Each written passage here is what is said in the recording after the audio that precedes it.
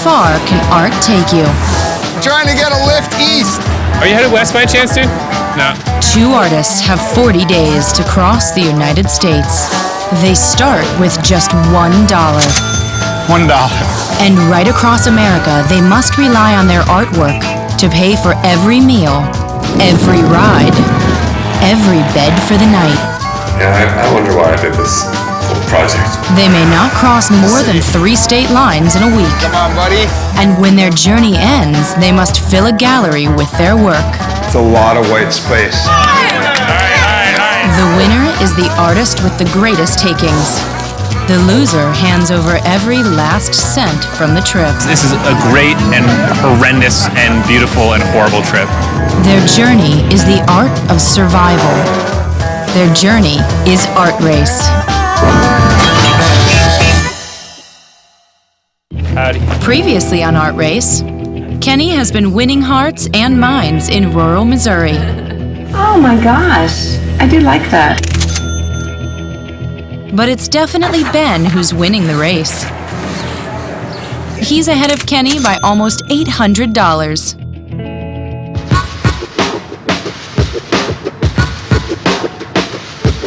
Day 22, and Kenny has now traveled 1,500 miles from New York to Kansas City, Missouri. What's going on, man? Nice to meet you at last. Nice to meet you. Today I'm meeting with the local gallery owner, Paul Durrell, and his partner Levy. Kenny Harris, right? Yeah, Kenny Harris. The plan is to show them some work I've done, stuff I've done along the trip so far. Hopefully I can gain an introduction to a local art collector. It is time to try and sell something. These are just the stuff I've done just like along the way, like just, you know. This is magnificent. Thanks, dude. The way you capture characters so quickly just astounds me. That really is exquisite. It really is. Meanwhile, Ben is on his way to the train station in Austin, Texas. He's 700 miles south of Kenny and is trying to get a ticket east. Turns out that was going the wrong direction. That was going north, and there isn't a east traveling train till tonight. I just was really excited to take a train today. It would have been great. You can actually get some work done on trains and spread out. These Greyhound buses, you're like, and then if somebody sits down next to you, you're really,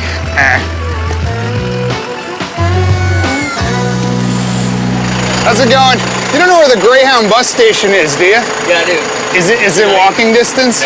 No. Yeah, you'll have to catch a bus or... Oh, really? Yeah. You're not headed that way, are you? I can't pick you up. Sorry. Even if I were to stay low? Yeah, no, I can't do it. It's good policy, man. Sorry about that. That's okay. All right. All right, thanks. Take care. Hello. Hey, man. Hello. What's going on? How are you? Good to see you, Lee. Same here. Paul introduces me to a local collector, Lee Berwin. Kenny? Kenny? Mr. How are Lee you? Berwin. Nice to meet you. Nice to meet you. you. Lee's house is just full of art, and he gives me the grand tour. How long have you been collecting these? We've been avidly collecting for probably about 25 years.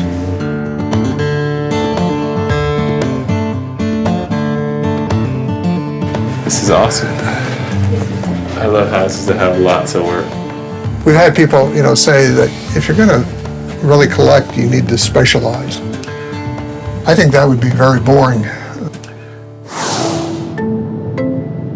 Eventually, I hitched a ride with Phoebe, who was so cool and nice enough to take me all the way to the bus station. I'm glad I found you. I never would have found this place. The bus stop? Yeah.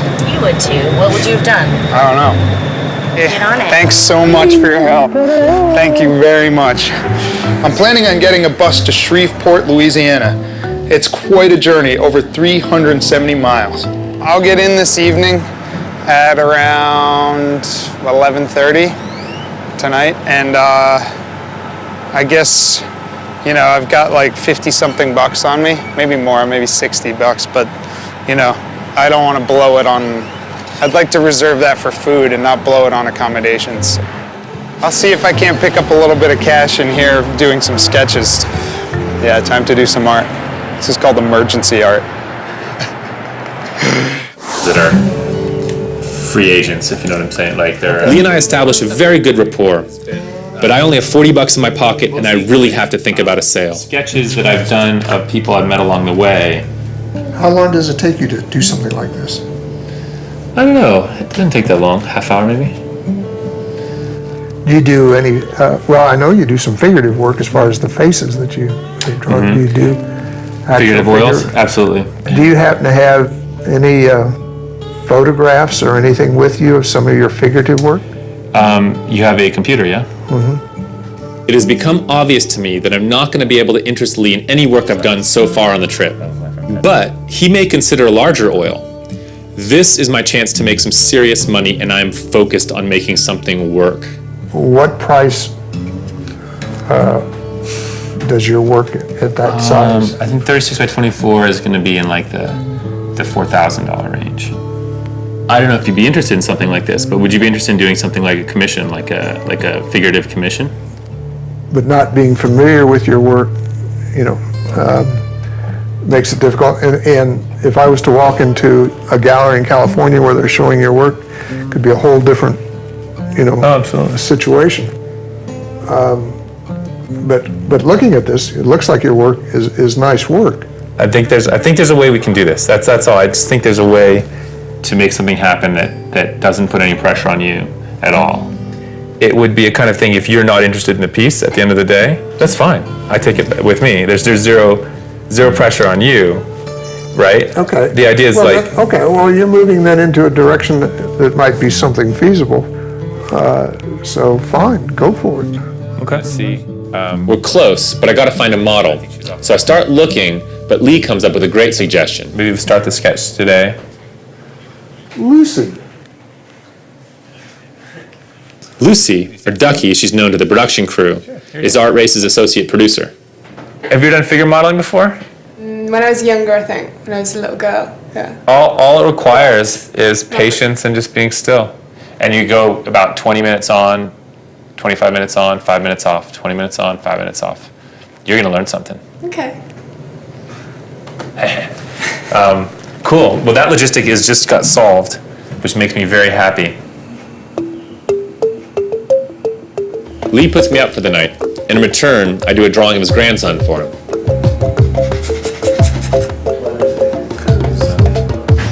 There's little doubt in my mind that Lee's going to be a very difficult man to please.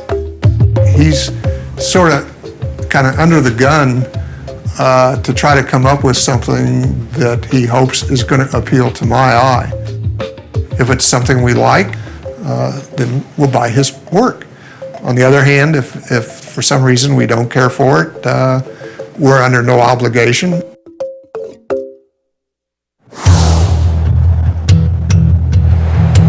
Honestly, I don't know what got into my head. I decided to push on all the way from Shreveport, Louisiana to Jackson, Mississippi, 600 miles on a bus. It's a long, long trip, and I arrive at 4 o'clock in the morning. Tonight is a night where I will definitely crash pretty much any old place that I don't think I'm gonna get messed with. I'm told though that Jackson's a rough spot, and I probably do not want to sleep out on the street.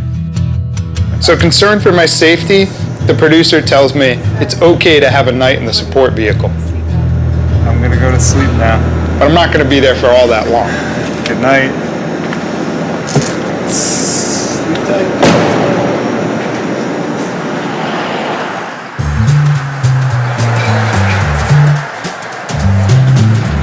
I only get about 4 hours sleep that night, so I decide in the morning a nice thing to lighten me up might be a haircut and a clean shave.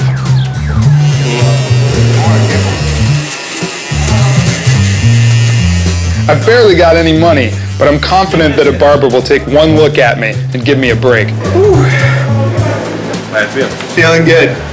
Yeah, no, it's great. What do you normally charge for a haircut? Normally anywhere 15, possibly 20. All right. If I do this up real good, can you give me a discount? Well, maybe I could do a portrait while you work on. You have somebody lined up for your next haircut? Can't. Not yet. So what can I get you for the shave, at least? How much do I owe you? We'll see if you like my work. Just give me 15. Completely humiliating. I'm guessing there's about 8 hours until the sun sets. This day is going to be full on.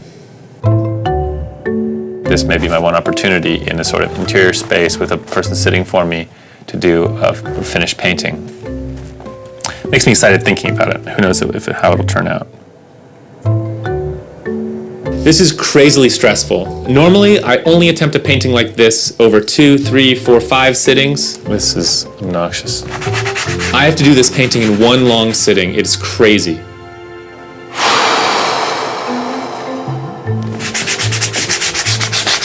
That would be the road to perdition. So, we'll start again. There you go, man. It's you and like... Honestly, I have no idea why I'm even doing a portrait for this guy. He hasn't hooked me up in any way. Cool. That's nice, man. I love that. Thanks, man. Awesome. Thanks. But here I get a huge break. Kevin, who's been waiting for a haircut, seems to like my drawings, and he offers me a ride. That'd be perfect. Kevin's gonna take me to a little town north of here, where actually they filmed the movie A Time to Kill. I think it's a good sort of art community. People will be more open. More open, okay. Right, not here. So we're just gonna zip up there, and hopefully that'll be a good town to do some art in. Cool. That sounds like a plan.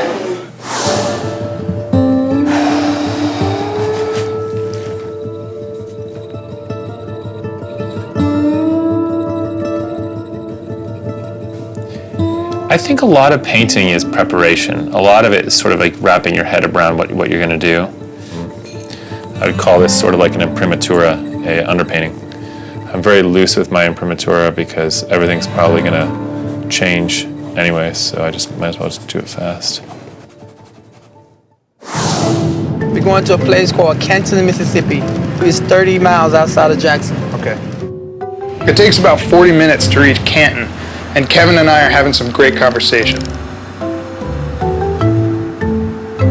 We get on so well, Kevin offers me a bed at his mom's place. In return, he commissions me to make a portrait of his daughter. Right on this ledge here. But it's really not easy. The only reference Kevin has for me is a picture on his camera. Let me see what you have, and I'll tell you if I can work from it. The image is so tiny and blurry, I can barely even see it. Can you zoom in on your daughter's face? I try and do my best, but it's almost impossible.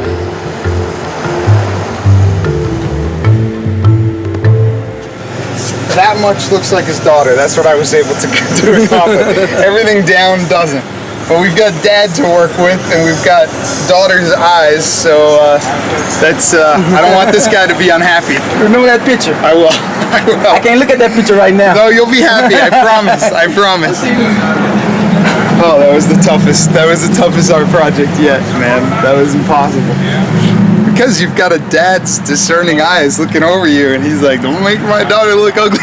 And I'm like, oh God, make him go away, man. I don't want him to see this.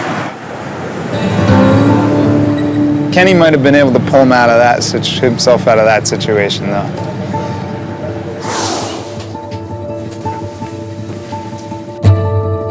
This has been a tough one because buying my art supplies and stuff has put me right at the line. I think this painting's nice. I have no idea, truthfully have no idea if they're going to be interested in buying it. And then the secondary question is how much I'm going to charge for it. Really hard to say.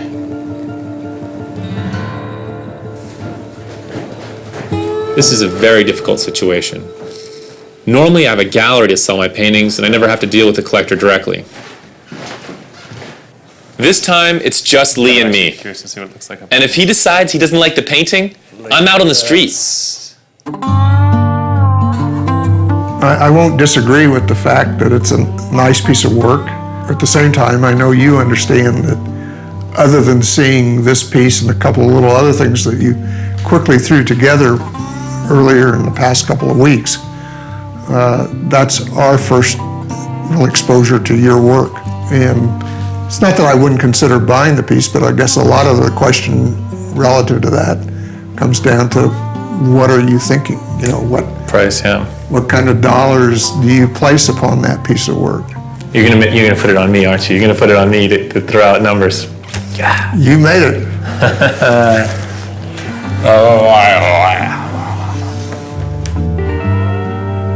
I don't know. 2,500 if it comes to my mind. If I were to buy it at that, do I get to title it? You can call it whatever you want. Sold. Done. Nice. And the title is Ducky. I wouldn't have called it anything different. No, definitely. So as far as I'm concerned, you're happy, I'm happy. That's a win-win situation. And, excellent. And great. Excellent.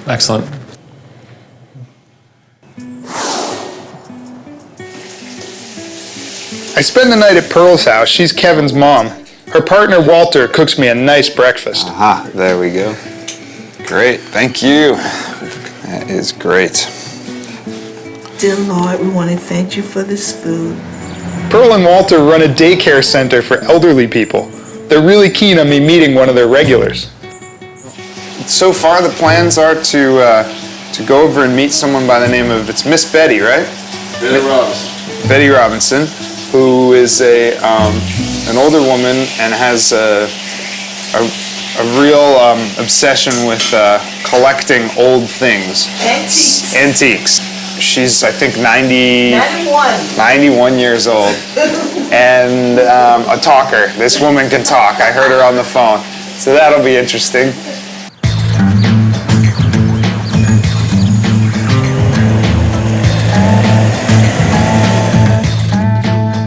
When I meet Betsy, I can barely get a word in edgewise as she's taking me through her antique catalogs. Back there, this is the regular shade. I don't know how they kept that shade that nice. Right. And this stuff here is gold. And this thing right here is bronze. Eventually, I get past the porch and I'm able to have my first sneak peek at her antique collection. It's just so wild not to know what any of this stuff is. Wow, look at this. And this house Look at this. amazing. And I got like 10 clients like this. I just love places like this. They're really inspiring and they're so strange and weird to see what people collect and what they're interested in. So it's really cool. Lee's been very kind, and he drives me all the way to the outskirts of Kansas City. He drops me at a great gas station where hopefully I can catch a ride west. Well, this is your departure point from us. Man, I can't believe I'm back at it. That was such a nice, enjoyable stay to actually be in a place for a couple days, and now I'm back on the hard road. I'm gonna be honest, I'm not looking forward to this. Okay. No. Thanks, Best man. of luck to you. Thank you so much.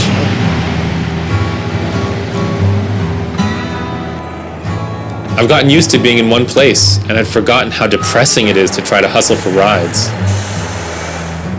The thought of approaching people again and trying to ingratiate myself once more is pretty exhausting. Howdy, is this your RV? I have a question for you. I'm basically looking to get west a little ways, and it wouldn't be for free. I could give you either money or exchange a drawing or... Okay, no problem. Let's try.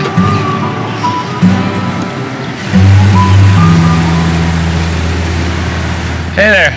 Would you be interested in a trade for a lift down the road a little ways? No, I don't think so. Okay. The trick is to approach people and have them not think I'm a serial killer.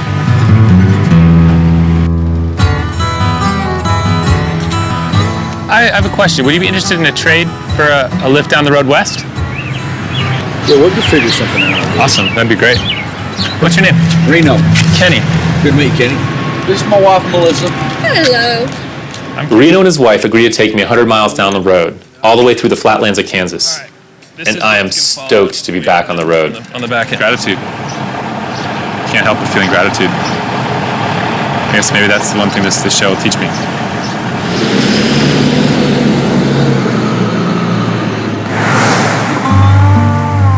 Betsy's place is strange, but totally inspirational.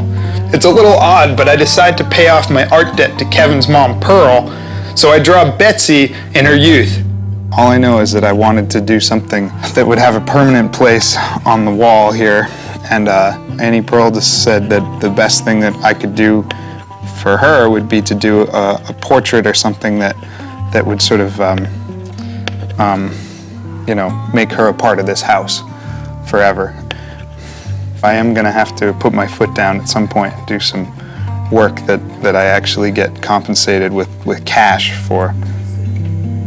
But of course, Kevin hasn't forgotten that I also owe him an art trade, and he's tracked me all the way to Betsy's place. How y'all doing? Good. He's still after the portrait of his daughter. I ain't brought the little girl here that I want you to do. Oh, you did? She's here? Yeah, we here. That's great. Okay. Where's she right now? She's outside? Nah, she I didn't want her in here. Okay. That's great. I didn't want to disturb the work. That's great. All right. Getting a little freaked out. When I get too much going on, it really starts to, I can feel it, and that's how I'm feeling right now. I feel like a time crunch and stuff like that. I'm not a pressure guy. I don't work well under pressure, never have.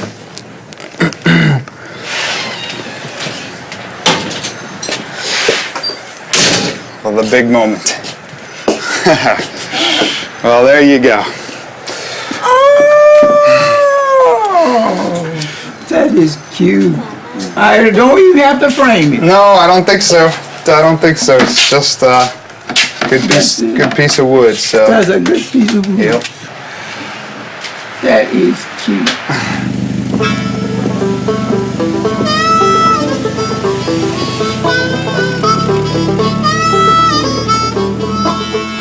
Kevin drives me about 60 miles east to Philadelphia, Mississippi, and he's not shy about reminding me of the commission I still owe him. I'm telling you already, I want that picture, man. I don't care how long it takes. So long as you don't mind waiting, I'm happy to do it. I just want you to know that it's going to be a little while. Finally, we get to Philadelphia, and right away, I get to drawing. Well, if you want to try and find her some food, I can get started on her portrait. But don't you leave till we get back right here. I wish I had somewhere to leave, too.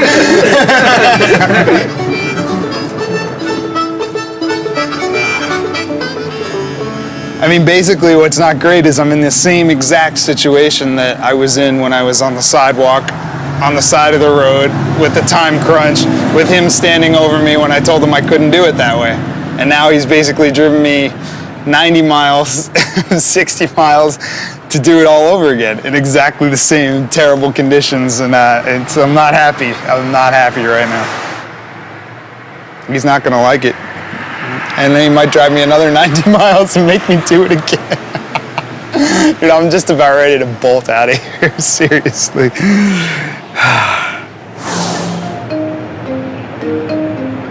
Reno and his family drive me about 170 miles west to Salina, Kansas. I can't even think about finding another ride right now, so I'm just gonna walk a couple miles to the nearest hotel. Last couple days really beat me up. That was a long, long day of planning and work, negotiating a price, and all that stuff. It was a great day, but really an exhausting day. But I'm happy that I've covered a lot of distance today and met really nice people, and now hopefully some rest.